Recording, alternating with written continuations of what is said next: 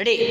எல்லாம் வல்ல ஏக இறைவனுடைய திருப்பெயரால் உள்ளங்கவர் ஓவியமே உற்சாக காவியமே மானே மயிலே மரகத உயிரே தேனே தமிழே திரட்டாத காவியமே வானகமே வையகமே இனி வாழ வைத்துக் கொண்டிருக்கக்கூடிய தமிழகமே என்ற ஒரு முத்தான வார்த்தை உருவான இடம் திருவாரூர் இருக்கக்கூடிய திருக்குவளை. அந்த இடத்திற்கு அருகாமல் தான் நான் இங்கு இருந்து கொண்டிருக்கின்றேன். பேருவானவர்களே, என்னுடைய அன்னையிலே இருக்கக்கூடிய மனிதர், இவருடைய பெயர் தான் ஷாஜகான்.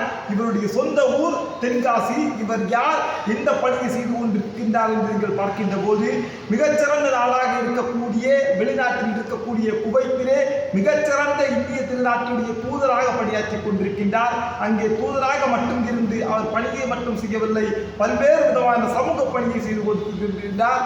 என்னவென்று கேட்டால், இந்த உலகத்திலே உதவக்கூடிய எண்ணம் மிகச்சிறந்த ஒரு உள்ளத்தை இறைவன் அவருக்கு கொடுத்திருக்கின்றார். இந்த உலகத்திலே எத்தனை இன்னல்கள் எத்தனை இடர்கள் எது வந்தாலும் இந்த உலகத்தில் தன்னை நாடி வரக்கூடிய ஒவ்வொரு ஏழைகளுக்கும் மிகச்சிறந்த உதவியை செய்து கொடுத்துக் கொண்டிருக்கின்றார்.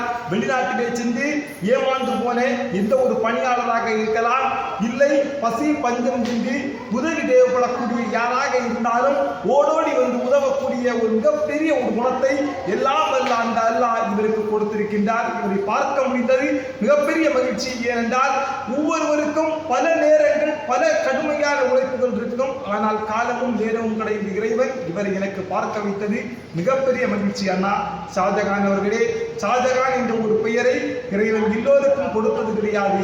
வாரி வாரி வாரி வழங்கக்கூடிய நல்ல உள்ளங்களுக்கு மட்டும்தான் இறைவன் இந்த பெயரை சூட்டுவார் என்று நான் கேள்விப்பட்டிருக்கின்றேன். அதை என்னுடைய கண்ணும் இன்று நான் பார்க்கின்றேன். அண்ணா, வாழிய வல்லாண்டு உங்களுடைய வாழ்த்தும் உங்களுடைய பணியும் என்றும்